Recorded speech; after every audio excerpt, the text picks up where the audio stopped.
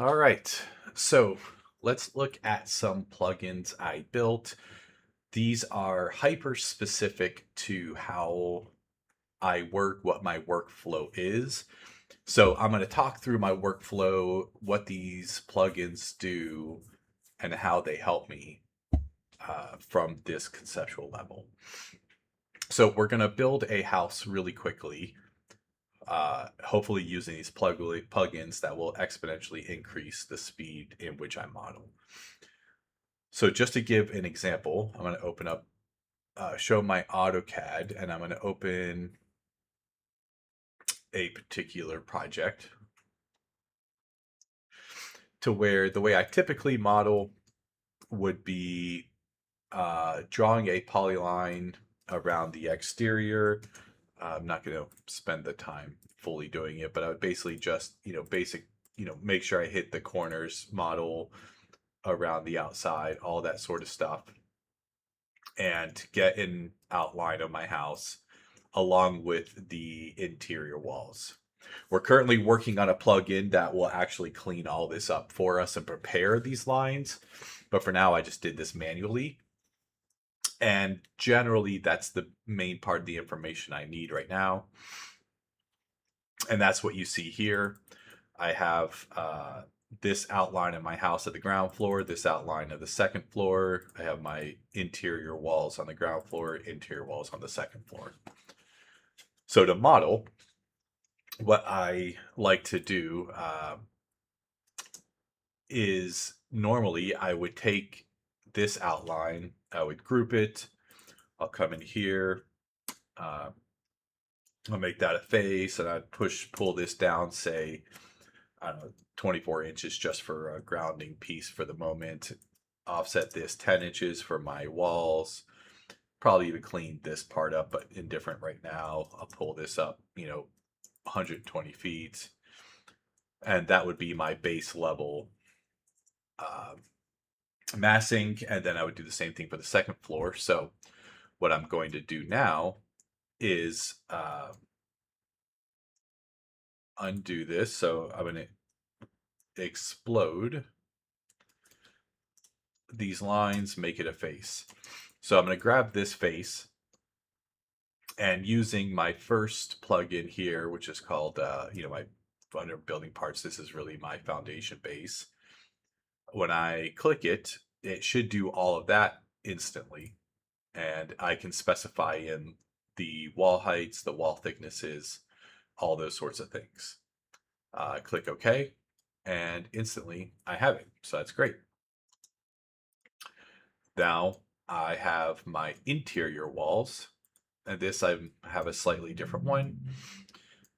So here, this is grouped, and in here, this is all just loose geometry. So I'm going to select the group of my interior walls, and this last one here, which is my extrude walls, all it's doing is basically making faces and extruding. But when I click it, I'm going to say I want it to extrude 10 feet. And if there's any gaps, close them, which is, I've set to a ½ inch. So I click OK, and there's my interior walls. So we'll do the second floor, and maybe we'll try and do this a little even quicker.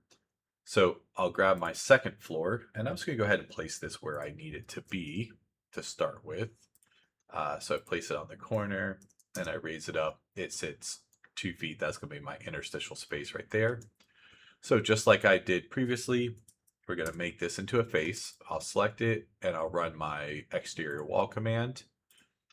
And there's my exterior walls. Oh, looks like I placed it in the wrong spot. That one was on me. Put that in the right spot. So there's my exterior walls, and then we'll run my interior walls again. And so just like that, I now have my exterior and interior walls. And so for fun, I'm going to jump into windows. So if you're not familiar with my windows, this is my casement window. Copy it up, and I have this set to be a dynamic component. So you see I can change it from 1 to 2. I can change it from 30 wide to 36, whatever it is. I have lots of settings in here. So I used to go ahead and put my windows where I needed them be, and I would either come in and trace, I would push pull this, thickness of the wall, turn this into a group, and then copy this, which would then allow me to say select, and then using solid tools, subtract it out from this wall, select this one, subtract it out from this wall. Or I would just simply come into the group and trace over my windows, and then do push pull. Worked fine, a little tedious, but it worked fine. So it's definitely a slow point. So now I have this window tool right here in the middle, which is my window punch. I can select the window and I can select the wall. And when I run my window punch, it punches the window out.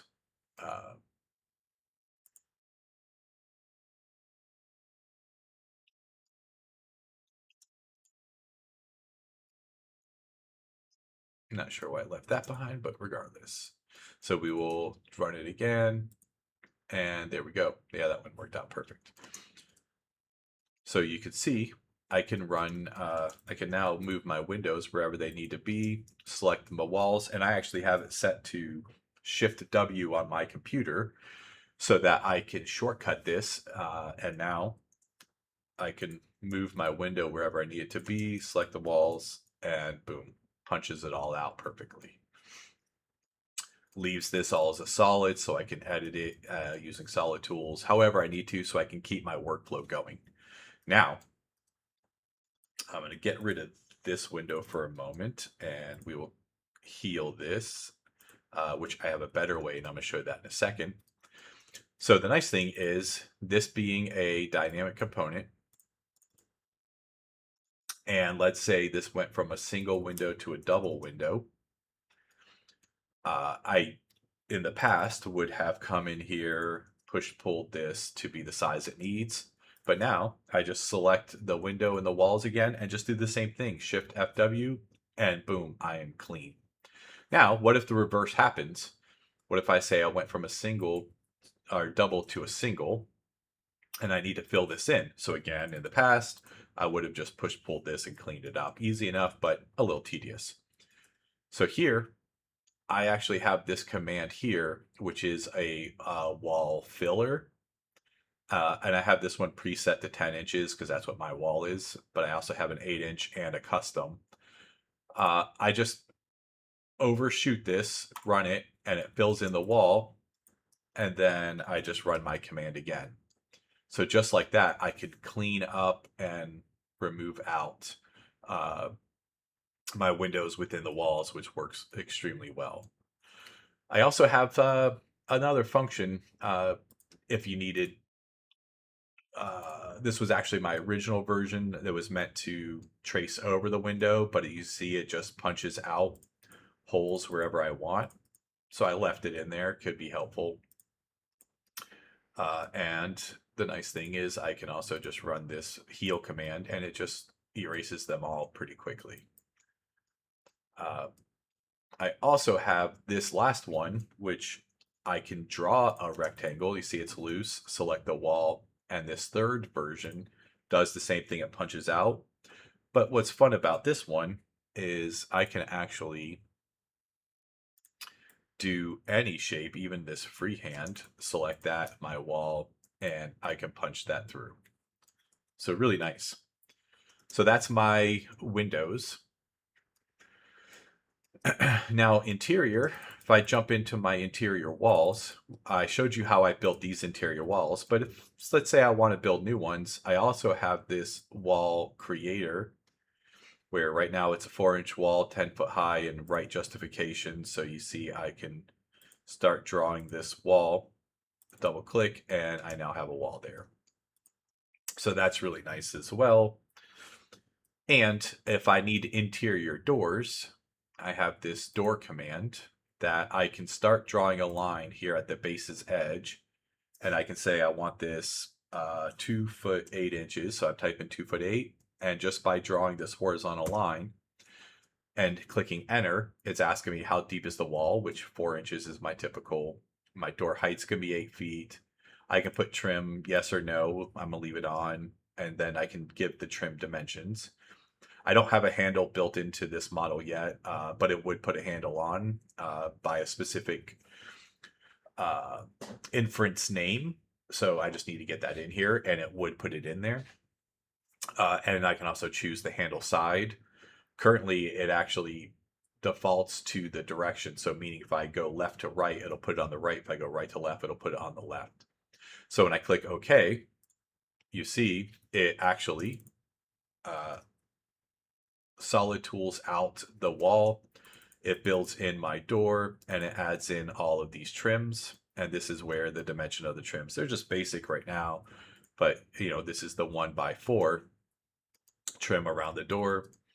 And I can quickly come in, and I would have even like a PDF underneath that shows where all my walls are, and I can just trace all my wall opening or my door openings, and I'm good.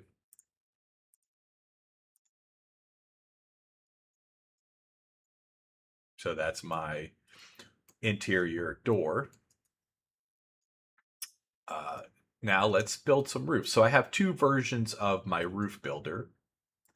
You see I have this yellow and this blue. They both really do the exact same thing, other than my yellow one is meant to be simplistic design roofs, meaning I can get into some very complex roofs, and I'm going to show you that here, that this outline accounts for all this information on how this eave is built, where the beam is, all my fascia boards, all those sorts of things. This outline accounts for it.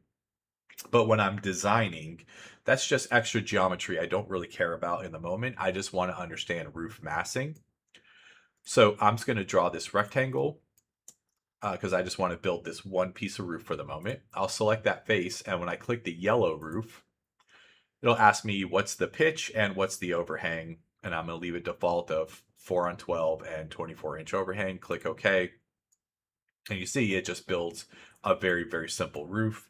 So I'll go through and build how I would potentially design this roof.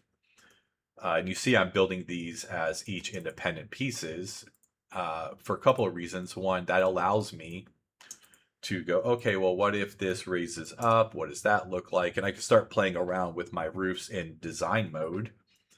Also, we do like designing in pods, meaning you see this is a distinct roof here. This is a distinct roof.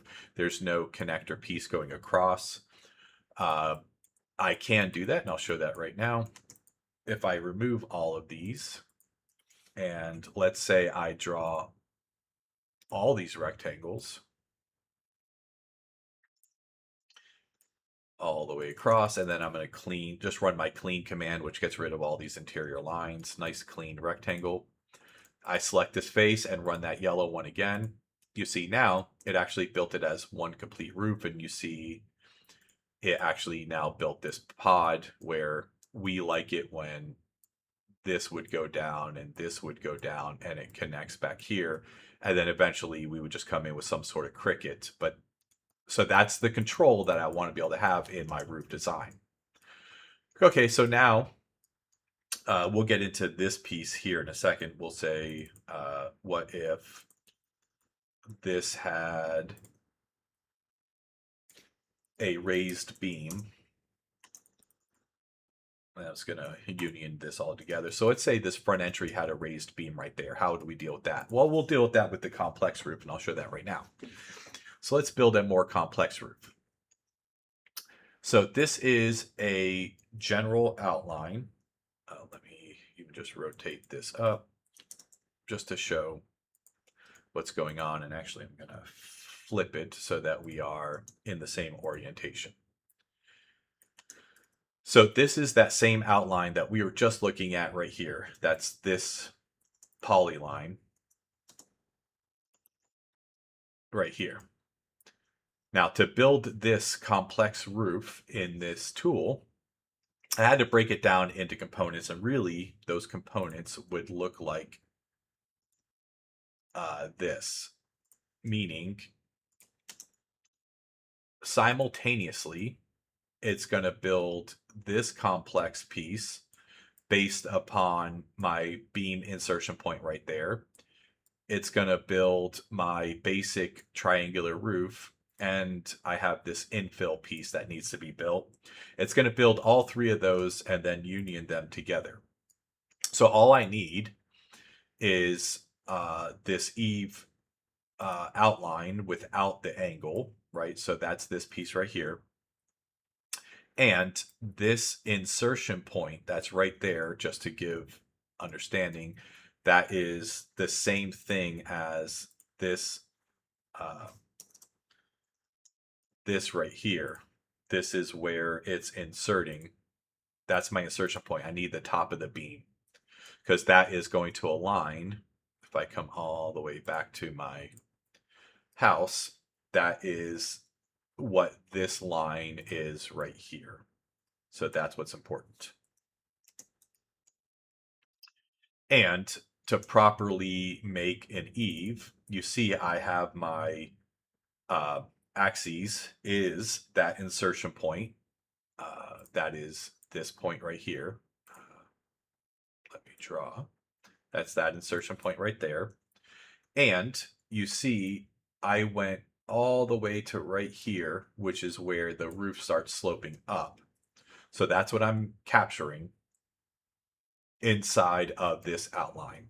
And those are two critical points because this point is how it builds it around the perimeter of my house. And this point is where it builds the angle of my roof. So now that we have this, the other important piece is the direction of my eave has to run in the positive direction of the red axes. Everything else should be fine from there. So I have my eave, and I'm just going to make a copy of it, just put over here for easy reference. It's going to place on the wall. It doesn't really matter where it is. So now I will draw this rectangle. I'm going to select this face and then select this eave, vice versa, it doesn't matter. And I'm going to select my blue roof, and it's going to ask me what is the pitch. It's not asking me the overhang anymore because the overhang is now built into the eave, but it's asking me the pitch, and I'm going to leave it at 4, and that's fine. And click OK. And you see it now builds my much more complex roof. And when I go into this group, you see this is all loose, but it's all one perfect solid, exactly how I would have built my roof in the past.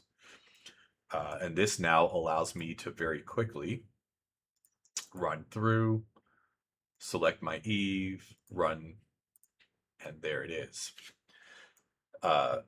This guy, I'm just going to copy him over because I know this is a symmetrical house, so that's my roof there. So now we can build this raised piece, and I'll show you how I do that. I'm going to draw this rectangle because it does need to be a face, but I'm going to pull this out 10 feet. I just like an extension, and you'll see why in a second. It just makes modeling a little bit easier. So I'll select the whole thing, but this time I'm going to deselect the back line. So now I only have the 3 lines selected. And I will select my eave once again, and then run my complex roof, same pitch. And you see by not selecting that back line, it built it so that it has like a gable slice. It's not a real gable end, but it's not continuing the hip, which is what I want. So now we'll move my roof into place. I could have built it in place, but it's just a little bit easier for me to do it this way. And now to finish off this roof, I would just push-pull this all the way back. And then for one way I could solve this now is I'm just drawing that line, which lets me pull this, and we will bring it there, and that now allows me to create a perfect roof. You see I have this roof that extends beyond, but because these are solid roofs, I can actually use my uh, roof, my solid tools and combine these two into one complete roof. So nice and clean. So that is my complex roof command. This is not about creating a insanely crazy roof. This is about getting me 80 to 90% of the way there and then letting me finish it up, because we want to have full control and flexibility over these roofs. So that's the intention of how this roof is being built. So now let's say in the backyard, we're going to put a pool in. In fact, let's say let's create a patio. Let me just do this. And my patio lives here. And let's say I have a pool that does something like this. We'll make it a little complex. We'll add this in here. Now I'm just going to click all that geometry, run my clean command, so I have just one nice clean outline. And I have my patio outline.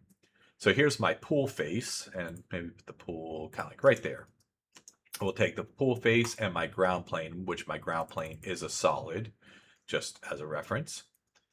So I'll select this and my ground plane, and then I click my pool command, and I instantly build a pool. And you can see it cut into the ground, and then it grouped my pool together, and then created the outline of my pool walls, and painted it with a pool tile. It then created the water plane, and it created some coping. And I can do any shape I want. And then I have my patio command, which is also my driveway command, where I can select this face and the ground, and then select this command, and it drops in a patio and cuts out the ground plane, just to show it in a similar fashion. Let's say my driveway is running all the way out here. I can select the plane, the ground, run my driveway. Whoops. And there we go. There's my driveway, and you see it's all cut out. Now the rest of these are actually very identical. They're just different materials to this driveway. But the nice thing, for example, I can say I'm going to use my line freehand tool, and we're going to do over here, draw this freehand and then close it. And I'll grab that shape and my ground, and I can run my mulch command. And you see it puts in a bed of mulch in that shape. Again, it's giving it some depth and cutting it out. Identically, and I'll just do this one as a rectangle. I'll draw this rectangle.